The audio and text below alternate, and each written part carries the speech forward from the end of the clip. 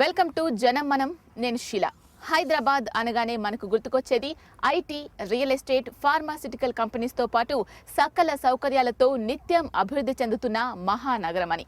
ప్రపంచంలోకెల్లా అత్యుత్తమ నగరాల్లో ఒకటిగా గర్వంగా చెప్పుకుంటాం. కానీ ఇక్కడ 35 గ్రామాల ప్రజలు నిత్యం ఎదుర్కొంటున్న సమస్యలు చూస్తే ఆశ్చర్యపోవాల్సిందే.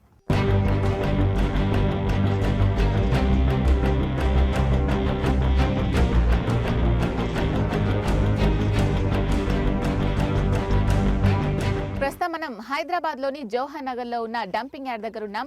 జంట నగరాల్లోని చెత్తంతా కూడా గత 12 సంవత్సరాలుగా ఈ ప్రదేశంలోనే డంప్ అవుతుంది. ఏటికేడు జనాభా ఏ విధంగా పెరిగిపోతూ ఉందో ఇక్కడ చెత్త కూడా పెరిగిపోవడం వల్ల ఒక గుట్టలాగా ఏర్పడిపోయింది. ఇక్కడ వేసిన చెత్త వల్ల వచ్చే దుర్వాసన, పొగ వల్ల ఈ చుట్టుపక్కల గ్రామాల్లోని దాదాపు 35 గ్రామాల ప్రజలు తీవ్ర అనారోగ్యం పాలవుతున్నారు. మొత్తం వాసన వస్తుంది ఇక్కడ. ఇంటికాడ ఉంటే మనం తింటున్నామా ఏం చేసినామా అసలు ఏం తెలియదు. సిటీలో ఉండి కిరాయికుండా ఎంతో మంచిగా బతికినాం మేము హాయిగా.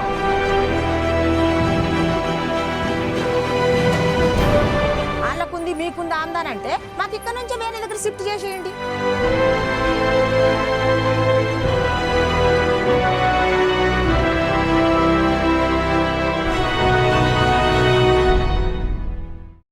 ప్రజలెన్నుకున్న ప్రభుత్వాలు వారి మంచి కోసం పనిచేయనప్పుడు ఏం చేయాలి?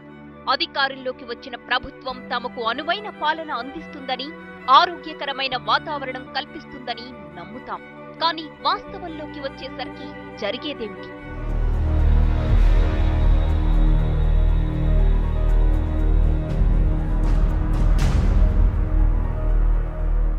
హైదరాబాద్ అనగానే ఇదొక ప్రపంచ స్థాయి నగరం అనుకుంటాం. అత్యుత్తమ ప్రమాణాలు కలిగిన ఏకైక తెలుగు నగరంగా చెప్పుకుంటాం. కానీ ఇక్కడ అందరికీ ఆరోగ్యం అందుతుందా? అభివృద్ధి, మౌలిక వసతులను అందరూ సమానంగా పొందుతున్నారా? అందరి జీవన ప్రమాణాలు మెరుగుపడుతున్నాయా? మొత్తం వాసన వస్తుంది ఇక్కడ. ఇంటికాడ ఉంటే మనం తింటున్నామా ఏం చేసినామా అసలు ఏం తెలియదు. సిటీలో ఉండి కిరాయికుండా ఎంతో మంచిగా బతికినాం మేము హాయిగా.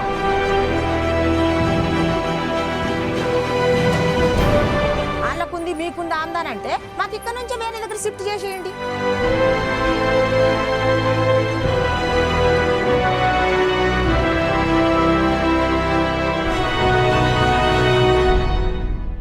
నిక్కచ్చిగా లేదనే చెప్పాలి. అభివృద్ధి మాటున విషసర్పాల్లా, కాటేసే కాలనాగుల్లా వెంటాడుతున్న సమస్యలు ఎన్నో. ప్రజల ఆరోగ్యాలను హరించే విషవాయువులు ఎన్నో. అవి చేస్తున్న చేటు ఎంతో. అందుకు ఈ జవహర్ నగర్ డంపింగ్ యార్డే ఒక పెద్ద కొలమానం.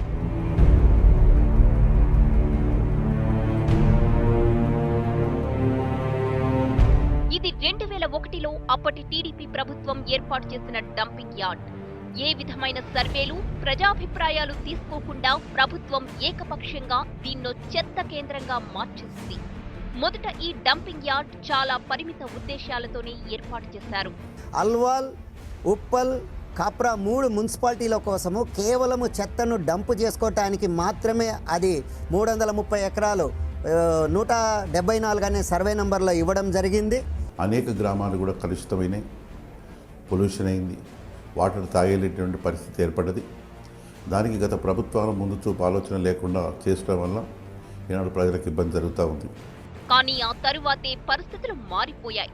2004లో అధికారంలోకి వచ్చిన కాంగ్రెస్ ప్రభుత్వం డంపింగ్ యార్డ్ పరిధిని విస్తృతం చేసింది. జీహెచ్ఎంసీ అధీనంలో ఉన్న అన్ని మున్సిపాలిటీల చెత్తను ఇక్కడికి తరలించే విధంగా చర్యలు తీసుకుంది. అప్పటి నుంచే మొదలయ్యాయి జనం కష్టాలు. 3-4 సంవత్సరాలు ఉంటామని చెప్పేసి 3 మున్సిపాలిటీల చెత్త ఇక్కడ వేస్తామని చెప్పేసి ఒప్పందాలు చేసుకున్నారు. ఆ తర్వాత కాంగ్రెస్ ప్రభుత్వం వచ్చినాక ఇక సంవత్సరాలు పెంచిండ్రు. జంట నగరాల్లో ఉంటున్న 60 లక్షల మంది నిత్యం వాడి పడేస్తున్న చెత్త, వ్యర్థాలు జవహర్ నగర్ డంపింగ్ యార్డుకు వచ్చి చేరుతున్నాయి. హైదరాబాదు నగరంలో నివసిస్తున్నటువంటి 60 లక్షల మంది ఏ ప్రజలైతే తిని పడేస్తున్నటువంటి చెత్తను మొత్తంగా జవహర్ నగరు డంపింగ్ యార్డుకు దాదాపు 4000 మెట్రిక్ టన్నుల చెత్తను ఇవాళ 350 ఎకరాలలో చెత్త డంపింగ్ చేస్తూ చెత్త లారీలు రోడ్డు మీదుగా వెళ్లాయంటే చాలు జనం కంపుతో ముక్కు మూసుకోవాల్సిందే. ఆ లారీ వెళ్లిన కొద్దిసేపటి వరకు అదే కంపు ఆ ప్రాంతాన్ని కమ్మేస్తుంది. లారీ వెళ్లిన కాసేపే మనం ఇలా ముక్కు మూసుకుని అవస్థలు పడుతుంటే ఇక నిత్యం ఆ చుట్టుపక్కల నివాసం ఉండే స్థానికులకు ఎంత ఇబ్బందిగా ఉంటుందో ఎప్పుడైనా ఊహించారా? దోమలు చాలా వాసన, చెప్పలేనంత వాసన. పొద్దున అందరూ ఫ్రెష్ ఎయిర్ గురించి స్వచ్ఛంగా నీట్గా వాకింగ్ చేద్దామని బయటికి వెళ్తే ఈ వాసనకు భరించలేక నానా ఇబ్బందులు, రోగాలు. అసలు ఆ గాలి పీల్చుకుంటేనే ఆ రోజంతా అన్నం తినలేని పరిస్థితి. వర్షం వచ్చిందంటే ఏం తినలేము, అసలు కంపు వాసన భరించలేకపోతాం. అసలు ఈ వాతావరణం చల్లగా ఉందంటే అదే వాసన వస్తుంటుంది. ఇంటికాడ ఉంటే మనం తింటున్నామా ఏం చేసినామా అసలు ఏం తెలియదు. ఈ డంపింగ్ యార్డ్ చుట్టుపక్కల 35 గ్రామాల ప్రజలు నివాసముంటున్నారు. ఆ చెత్తని తగలబెట్టేటప్పుడు వచ్చే దుర్వాసన, ముక్కు పుటాలదిరిపోయే కంపుని భరించలేక తీవ్ర అనారోగ్యం పాలవుతున్నారు. చెత్తను తగలబెట్టడానికి వాడే రసాయనం చేస్తున్న చేటు అంతా ఇంతా కాదు. కెమికల్ వాసన ఫుల్, ఆ మురిగిపోయిన చెత్త వాసన అంతా గాడుపుకి ఇసురుతూనే ఉంటుంది. బాగా ఇసురుతుంటే ఆ మొత్తము సర్దులు, ఆ స్మెల్ పీల్చుకోలేక ఇట్లనే భీమాలు పడిపోతున్నాం. జేసీ పెట్టి తీస్తుంటే దుర్వాసనమైన వాసనకు మేము అన్నం తిందామన్నా, కష్టం చేసుకొని వచ్చి అన్నం తిందామన్నా తినే టైంలో వచ్చి వాళ్ళు లేపుట్ల ఆ వాసనకు వామిటింగ్లు అయ్యి మండి నుంచి వచ్చే మటన్ వేస్ట్ మెటీరియల్ ఏదైతే ఉందో అది వచ్చినప్పుడు మాత్రం విపరీతమైనటువంటి స్మెల్, వాసన, అదంతా మురిగిపోయిందంతా తీసుకొచ్చి డంపింగ్లో పడేస్తున్నారు. భూగర్భ జలాలు కలుషితమైపోయి కాలుష్య కాసారంగా ఈ ప్రాంతం మారిపోతోంది.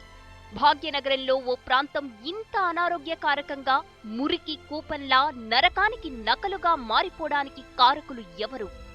ఈ డంపింగ్ వేయడం వల్ల మాకు ఇక్కడ బోర్లు పడతలేవు. బోర్లు పడ్డా నీళ్లు ఖరాబ్ నీళ్ళు వస్తున్నాయి. మరి తాగడానికి నీళ్ళు లేవు.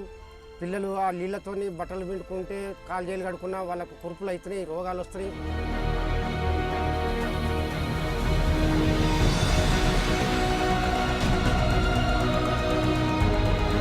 ఒకప్పుడు ఈ ప్రాంతం అంతా కూడా వ్యవసాయానికి అనువైన ప్రాంతం. ఈ ప్రాంతంలో వ్యవసాయ రైతులు ఉండేవాళ్ళు. ఈ ప్రాంతంలో బంగారం పండేది. అదంతా కూడా గతం. ఇప్పుడు పరిస్థితి మారిపోయింది. మీరు చూస్తున్నది వాటర్, కానీ అది పెట్రోల్ రూపంలో కనిపిస్తోంది. జవహర్ నగర్, ఇది ఒకప్పుడు పచ్చని పంట పొలాలుండే ప్రాంతం అంటే మీరు నమ్మగలరా? ఒకప్పుడు ఈ భూముల్లో సిరులు పండేవంటే నమ్ముతారా? ఎంతో మంది ఇక్కడ వ్యవసాయమే వృత్తిగా జీవనం సాగించేవారు అంటే వినడానికి వింతలా ఉన్నా ఇది నిజం. ఇక్కడ ఒకప్పుడు బంగారం పండేది.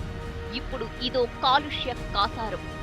అటు కీసర, అటు గట్కేసర్ భూములు కూడా, తర్వాత కీసర మండలానికి సంబంధించిన చీరాల అయితేనేమి, బండ్లగూడ అయితేనేమి, తర్వాత గట్కేసర్కి సంబంధించిన రాంపల్లి లాంటి చాలా గ్రామాలు కూడా ఇవాళ పొల్యూట్ తోటి సతమతం అవుతూ అక్కడ పంట పొలాలు కూడా ధ్వంసమైనవి.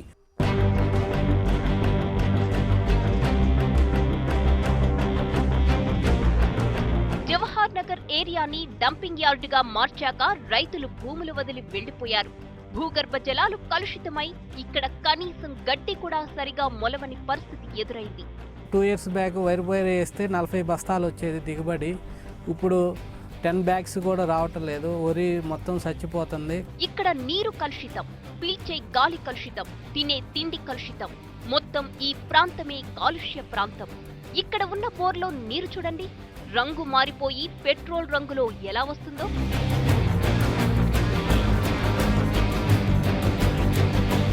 పశువులు, ఇతర జంతువులు ఈ నీరు తాగి రోగాల బారిన పడి చనిపోతున్నాయి. జంతువులే ఇలా అయిపోతుంటే ఇక మనుషులం మనం ఉండగలమా? ఈ వాటర్ వల్ల పశువులు తాగటానికి కూడా నీళ్లు లేవు. వాటర్ రోజు ఒక ట్యాంకర్ కొనాల్సి వస్తుంది. ఈ ట్యాంకర్ కొనటం వల్ల మాకు ఉండే లాభం కూడా లేకుండా గడ్డి మొత్తం అన్నీ కొనాల్సి వస్తుంది. దీనివల్ల చాలా నష్టపోతున్నాము. ఈ చెత్తను కాల్చి తగలబెట్టి డిస్పోజ్ చేయడం వల్ల ఈ నేల అంతా కాలుష్య పుట్టగా మారిపోయింది. ఇక్కడ మొక్కలు వేసినా అవి పెరగవు, నిలదొక్కుకోవు, పంటలు పండవు. ఈ నీరు, గాలి, వాతావరణంలో పెరిగిన టమాటా, వంకాయ, కూరగాయల మొక్కలు చూడండి ఎలా అయిపోయాయో. కూరగాయలు ఏ పైరు వేసినా కానీ ఆ వాటర్కి బాగా నల్లగా ఉండటం వల్ల దాంట్లో యాసిడ్ టైప్ వస్తుంది. దానివల్ల పైర్లన్నీ చనిపోతున్నాయి.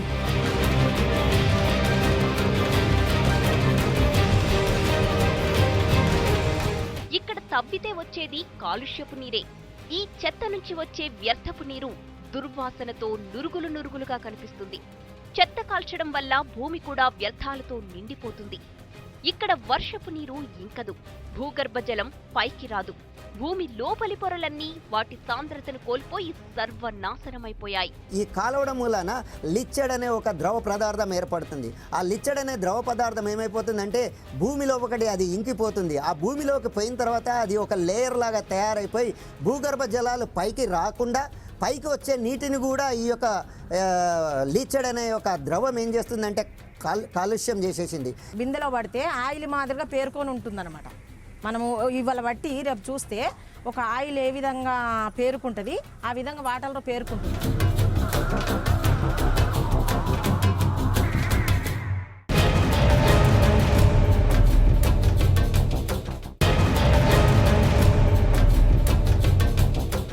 ప్రస్తుతం మనం హైమదగూడలోని రాజీవ్ గృహ కల్పలో ఉన్నాం. నగరంలో నివసించే పేద ప్రజలకు పక్కా ఇళ్లు కట్టిస్తామని చెప్పి రాజీవ్ గృహ కల్ప పేరుతో 4500 పక్కా ఇళ్లు కట్టించారు. ఇంతవరకు బాగానే ఉంది, కానీ కట్టించింది ఎక్కడో కాదు, డంపింగ్ యార్డ్ పక్కనే.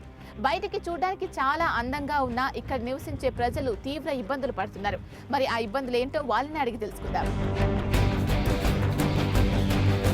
ఎక్కడైనా డంపింగ్ యార్డ్ పక్కన నివాస గృహాలుంటాయా? కానీ మన తలతిక్క ప్రభుత్వాల పుణ్యమా అని చెత్త కేంద్రం పక్కనే బలహీన వర్గాల వారికి గృహ నిర్మాణాలు జరిగిపోయాయి. చెత్త కుప్పల సమీపంలోనే ఆకాశాన్ని తాకే ఫ్లాట్స్ నిర్మించారు. రాజీవ్ స్వగృహ పేరుతో అట్టహాసంగా మధ్యతరగతి నిరుపేదలకు ఇళ్లు కట్టించిన అప్పటి ప్రభుత్వం జవహర్ నగర్ డంపింగ్ యార్డ్ సమీపంలోని ఈ కాలనీలను ఎలా కట్టిందో ఎంత బుర్ర పగలగొట్టుకున్నా అర్థం కాదు. సొంత ఇల్లు వస్తుంది, 4-5 సంవత్సరాలు తిరగ్గా ఇల్లు వచ్చిన సంతోషంతో వచ్చాం. కానీ వచ్చాక 2-3 నెలలు బాగానే ఉన్నాం. అక్కడ నుంచి ఈ డంపింగ్ ఉందని అర్థమైంది మాకు. ఎప్పుడు స్మెల్ వచ్చి వాసన. అసలు మొదట్లో 330 ఎకరాల పరిధిలో ఉన్న ఈ యార్డ్ ఆ తరువాత 2000 ఎకరాలకు విస్తరించింది. ఈ యార్డ్ పరిసర ప్రాంతాల్లో 1,50,000 మంది పేదలు జీవనం సాగిస్తున్నారు. చుట్టూ 14 చెరువులు, 40 గ్రామాలు ఉన్నాయి. డంపింగ్ యార్డ్ను చూసి చూడనట్లు వదిలేసి అప్పటి కాంగ్రెస్ ప్రభుత్వం రాజీవ్ గృహకల్ప పేరుతో 4500 ఇళ్లు నిర్మించింది. నేను ఫస్ట్ బంజారాల్స్ ఉన్నప్పుడు మంచిగా డ్యూటీ చేసుకుని వీడికి వచ్చి 4 సంవత్సరాలు ఇల్లు వచ్చిందని మొత్తం ఫ్యామిలీలు ఇక్కడ సెట్ అయినాం సార్. ఈ డంపింగ్ వాళ్ళ వల్ల మా బిడ్డకి బాగాలేక ఊర్లో ఉంటుంది. నాకు హెల్త్ ప్రాబ్లం వచ్చేసి ఇక్కడ చాలా ప్రాబ్లమ్స్లో ఉన్నాం.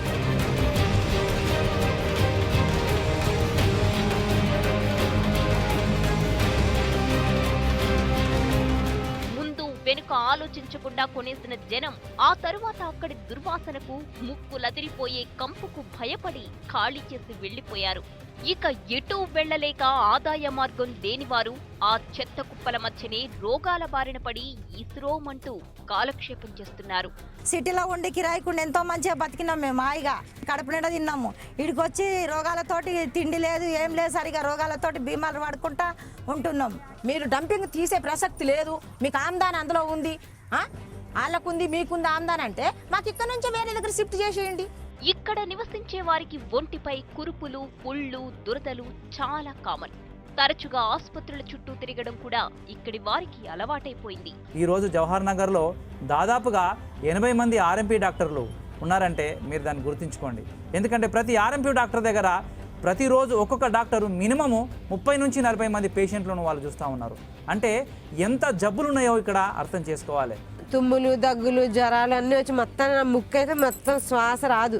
నోటితోనే ఎప్పుడు గాలి పీల్చుకోవాలి. రాత్రులు ఎప్పుడు ఊపిరి ఆగిపోతుందో తెలియదు, మొత్తం నోరు ఎండిపోతుంది అన్నమాట అండి. ఈ కాలనీలో ఆరోగ్యంగా అక్కడి నుంచి వచ్చి ఆరోగ్యంగా ఉండి ఆరోగ్యం చెడిపోయి చనిపోయిన వాళ్ళు చాలా మంది ఉన్నారు. ముందు చూపు లేకుండా మూర్ఖంగా ముందుకు పోయిన ప్రభుత్వం అక్కడ ఇంకా గుడ్డిగా ఇళ్లు నిర్మిస్తూనే ఉంది. దాదాపు 6000 ఇళ్లు పూర్తయిపోయి ఖాళీగా వృధాగా పడి ఉన్నాయి. మేజర్లీ డంపింగ్ యార్డ్ని ఇక్కడ తీసేయాలి. ఒకవేళ ఏదైనా కాలనీ డిస్పాచ్ చేసేయండి, కాలనీ ఇక్కడ తీసేయండి. ఇళ్ళని పడగొట్టేసుకొని శుభ్రంగా మంచి ప్లేస్ వస్తుంది, డంపింగ్ యార్డ్కి అటాచ్ చేసేయచ్చు.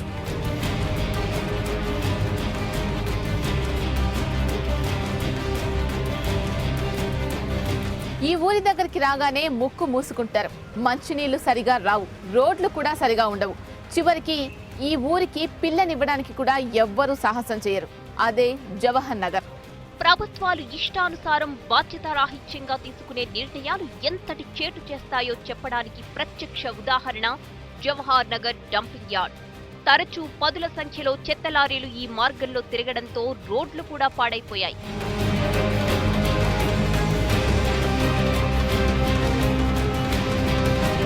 ఇక ఈ ప్రాంతంలో పుట్టిన పిల్లలు అనారోగ్యానికి హేతువులుగా, మురికికి నకళ్లుగా, బక్కపలచగా, కళ్లలో ప్రాణాలు పెట్టుకుని ఎలా ఉన్నారో చూడండి.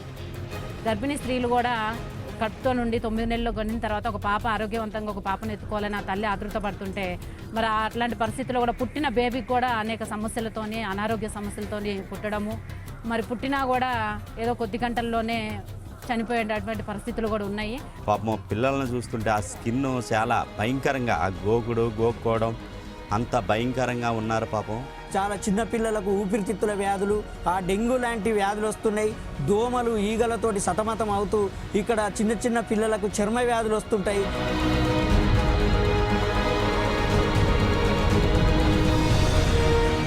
నీటి కాలుష్యం వీరి జీవితాలను ఛిద్రం చేసేస్తోంది.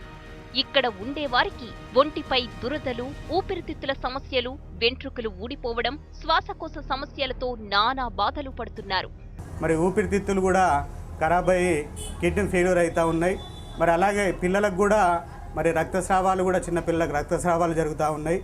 చివరికి ఈ ప్రాంతంలో ఉన్న వాళ్ళకి పెళ్లి సంబంధాలు కూడా కుదరడం లేదు. పిల్లనిచ్చేందుకు ఎవ్వరూ సాహసం చేయడం లేదు. పిల్లగాడు ఉన్నాడు, పెళ్లిళ్ళు కాక చాలా మంది మగ పిల్లలు కూడా ఇదవుతున్నారు. ఎందుకంటే ఒక పిల్లని, ఆడపిల్లని ఇక్కడికి ఇవ్వాలి అంటే తల్లిదండ్రులు కూడా చాలా భయపడుతున్నారు. డంపింగ్ యార్డ్ వల్ల ఎక్కువగా నష్టపోయింది జవహర్ నగర్ గ్రామమే. ఈ ఏరియాకి చుట్టుపక్కల ఉన్న మిగతా కాలనీలు కూడా దుర్వాసనకు నరకం అనుభవిస్తున్నాయి. ఈ ప్రాంతాల వారు ఉదయం స్వచ్ఛమైన గాలి పీల్చే వీలు లేదు. అర్ధరాత్రి దాటాక చెత్త కాల్చడం వల్ల వచ్చే వాసన కడుపులో తిప్పేయడం, ఊపిరాడకపోవడం లాంటి సమస్యలను సృష్టిస్తోంది. పొద్దున లేచి మనం డంపింగ్ యార్డ్ వైపు అయినా కానీ జవహర్ నగర్లో 5 గంటలకు లేచి వాకింగ్ అనేది వెళ్తే మాత్రం ఆ రోజు దినమంతా మనం అసలు అస్వస్థతకు గురైపోయేసేసి విరోచనాలు, వామిటింగ్స్ అయిపోతాయి.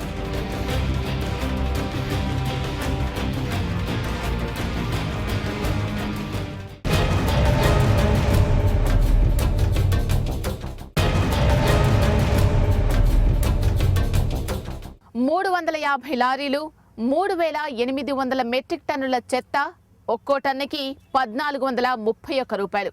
2007లో కాంగ్రెస్ ప్రభుత్వం ఈ డంపింగ్ యార్డ్ని రామ్కీ సంస్థకిచ్చి 20 సంవత్సరాల ఒప్పందాన్ని కుదుర్చుకుంది. ఇన్ని వేల మందిని ఇబ్బంది పెడుతున్న ఈ సమస్యకు పరిష్కారం లేదా?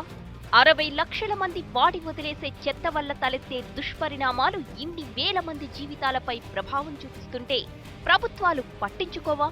5 ఏళ్లకోసారి ఓట్ల కోసం వచ్చే నాయకులు జన సామాన్యాన్ని పట్టి పీడిస్తున్న ఇలాంటి సమస్యలపై ఎందుకు స్పందించరు? జవహర్ నగర్ డంపింగ్ యార్డ్ వల్ల తలెత్తుతున్న సమస్యకు అసలు పరిష్కారం ఉందా? ఇప్పుడు చార్మినార్ది, చంద్రాయనగుట్టది కూడా ఇక్కడికే వస్తూ ఉంది. అంటే హైదరాబాదు 50-60 కిలోమీటర్లు, పటన్ చెరువు కూడా ఇక్కడనే వస్తూ ఉంది. కాబట్టి మేము ప్రభుత్వాన్ని అడిగినాం, ఎక్కడికక్కడ హెచ్ఎండి వాళ్ళని అడిగినాం, ఎక్కడికక్కడికి మీరు ప్రత్యేకంగా డంపింగ్ యార్డ్ ఏర్పాటు చేయండి, చేసినట్టయితే కొంత తగ్గుతుంది. హైదరాబాద్ చెత్తనంతా ఒకటే దగ్గరికి తేకుండా అన్ని వైపుల నుండి అన్ని డైరెక్షన్లలో చుట్టూతా హైదరాబాద్ సరౌండింగ్స్లలో ఈ ప్రాసెసింగ్ సెంటర్స్ని పెడితే బాగుంటుందని మేము ఛాయశక్తిలో కృషి చేయడం జరిగింది. రోజుకి 350 లారీలు చెత్త వచ్చి పడుతుంటే తలెత్తే పరిణామాలను ఎలా తట్టుకోవాలి?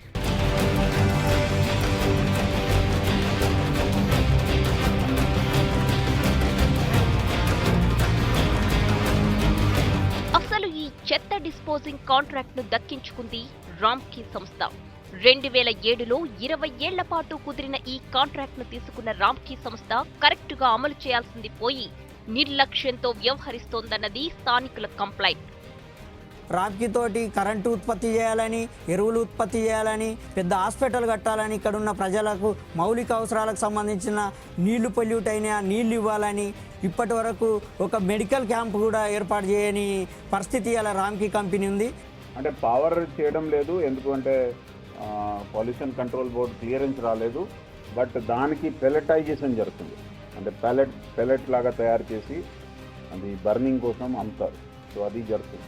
అసలు మొదట 3 ఏరియాల చెత్తకే పర్మిషన్ ఇచ్చినా ఆ తర్వాత మొత్తం జంట నగరాల చెత్తంతా ఇక్కడే డిస్పోజ్ చేస్తున్నారు. నిబంధనల ప్రకారం తెచ్చిన చెత్తను ముందు సెపరేట్ చేసి వాటిని రీసైకిల్ చేయాలి. రీసైక్లింగ్ లో కొత్తగా ఏర్పడిన ప్రోడక్ట్ ని ప్రభుత్వానికి సబ్సిడీ రూపంలో తిరిగి ఇవ్వాలి. వాళ్ళు చేయాల్సినది ఏంది అని అంటే ఈ యొక్క చెత్తలో నుంచి ముఖ్యంగా 4 విషయాలు తీయాలా. ఫస్ట్ ఏం చేయాలంటే పేపర్ సపరేట్ చేయాలా, ప్లాస్టిక్ సపరేట్ చేయాలా, ఇనుము సపరేట్ చేయాలా. డీకంపోజ్ అయ్యే విషయాలను ఏం చేయాలంటే ఎరువుగా చేసి ఆ ఎరువుని ఏం చేయాలి అని అంటే ఎరువు కానీ ప్లాస్టిక్ కానీ పేపర్ కానీ ఇనుము కానీ ప్రభుత్వానికి సబ్సిడీ రేట్ మీద అది ఇవ్వాలనే ఒక ఒప్పందం ఉన్నది. ఇక్కడ నివసిస్తున్న ప్రజలకి నాణ్యమైన తాగునీరు, వసతులతో కూడిన ఆసుపత్రి, కరెంట్ లాంటి మౌలిక వసతులన్నీ రామ్కీ సంస్థే కల్పించాలి. ఇలా చేస్తే టన్ను చెత్తకు ప్రభుత్వం 1450 రూపాయలను రామ్కీ సంస్థకు చెల్లిస్తుంది. ఒప్పందంలో ఉన్నది ఇదే. అయితే జరుగుతున్నది మాత్రం వేరు. మాకు హెల్త్ క్యాంపులు అయినా ఏర్పాటు చేసి వారం వారం హెల్త్ క్యాంపులు పెట్టి ప్రజలకి వాటర్ కానీ ఫుడ్ కానీ పేద పిల్లలు చాలామంది ఉంటున్నారు, వాళ్ళకు ఏమన్నా హెల్ప్ చేసే విధంగా వాళ్ళైనా ఉండాలి. లేదంటే దాన్ని ఇక్కడ నుండి తీసేసి మాకు పూర్తిగా న్యాయమైన జరగాలని మేము కోరుకుంటున్నామండి. ఈ డంపింగ్ యార్డుకి ప్రతిరోజు 5000 మెట్రిక్ టన్నుల చెత్తను తరలిస్తోంది రామ్కీ కంపెనీ. దీని ప్రకారం ప్రతిరోజు 70 లక్షల రూపాయలు ప్రభుత్వం ఆ సంస్థకు చెల్లిస్తోంది. కాంట్రాక్ట్ ప్రకారం సొమ్ము పక్కాగా వసూలు చేస్తున్న సంస్థ స్థానికులకు మౌలిక వసతుల కల్పనపై మాత్రం ముఖం చాటేస్తోంది.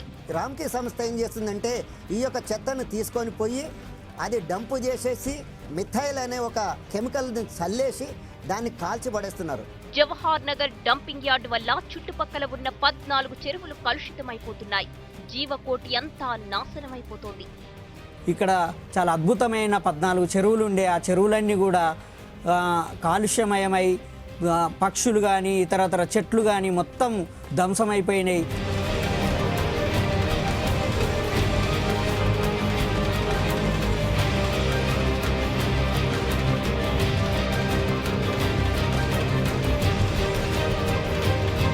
ఇక్కడి భూమిలో నీరు మరో 10 ఏళ్ల వరకు ఏ విధంగానూ పనికిరాదని జియోలాజికల్ సర్వే వాళ్లే తేల్చేశారు. జనాన్ని పట్టి పీడిస్తున్న ఈ సమస్యకు పరిష్కారం లేదా? 10 సంవత్సరాల వరకు ఈ అండర్ గ్రౌండ్ వాటరు ఏ మానవులైనా కానీ మనుషులైనా కానీ వాడితే చర్మ రోగాలు, కండ్ల problem, kidneys problem, intestine problems ఇవన్నీ తలెత్తాయని ఆనాడే ఆ జియోలాజికల్ సర్వే ఇంజనీర్స్ 2 సంవత్సరాల కిందనే మాకు చెప్పినారు. జంట నగరాల చెత్త మొత్తం ఒక్కచోటే డిస్పోజ్ చేయాలి అనుకోవడం అవివేకం. నగరం 4 మూలలకి డంపింగ్ యార్డులను విడివిడిగా ఏర్పాటు చేసి ఎక్కడి చెత్త అక్కడే డిస్పోజ్ చేయడం ఒక పద్ధతి. అలాగే చెత్తను భూమిపై పడేసి కాల్చకుండా డైరెక్ట్గా రీసైకిల్ చేసి బై ప్రోడక్ట్ ని ఎరువుగా మార్చి ప్రభుత్వానికిచ్చి మిగిలిన వ్యర్థాన్ని నేలపై పడేసి దుర్వాసన వ్యాపించకుండా మట్టి పోసి చదును చేసేయాలి. ఏదైతే క్యూరిఫై చేసి మాన్యువల్ తయారు చేస్తున్నారు, ఎరువులను తయారు చేస్తున్నారు, అయినా వేస్టేజ్ ఇంకా 20% మిగులుతుంది. ఆ 20% కూడా జాగ్రత్త పరచకుండా ఎక్కడికెక్కడ తలపెట్టడం వలన కొంత ఇబ్బంది జరుగుతూ ఉంది. కింద పడకుండా అక్కడికి చేరగానే ప్రాసెస్ అయిపోయేటట్టుగా ఉండేట్టుగా చేస్తే ప్రజల ఆరోగ్యాన్ని కాపాడిన వాళ్ళం అవుతామని. ఉమ్మడి ఆంధ్రప్రదేశ్గా ఉన్నప్పుడు టీఆర్ఎస్ పార్టీ తాము అధికారంలోకి రాగానే ఈ సమస్యను సాల్వ్ చేస్తామంది. కానీ ఇప్పుడు అధికారం చేపట్టి 4 నెలలైనా ఇప్పటి వరకు ఈ సమస్యపై స్పందించింది లేదు. తమకు ఈ చెత్త బాధ నుంచి విముక్తి కలిగించాలని, ఆరోగ్యకరమైన జీవితాన్నిచ్చే నాథుడు రావాలని ఈ ప్రాంత ప్రజలు 14 ఏళ్ల నుంచి ఎదురు చూస్తూనే ఉన్నారు.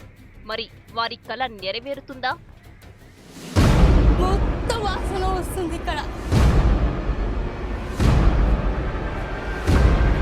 ఇంటికాడ ఉంటే మనం తింటున్నామా ఏం చేసినామా అసలు ఏం తెలియదు. సిటీలో ఉండి కిరాయికుండా ఎంతో మంచిగా బతికినాం మేము హాయిగా.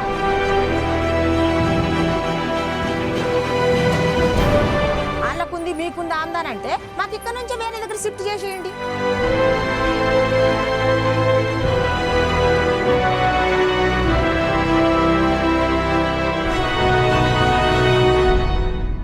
మరి ఇప్పటికైనా ఈ ప్రభుత్వం కళ్ళు తెరిచి ఇక్కడున్న ప్రజల సమస్యలు తీరుస్తుందని కోరుకుందాం.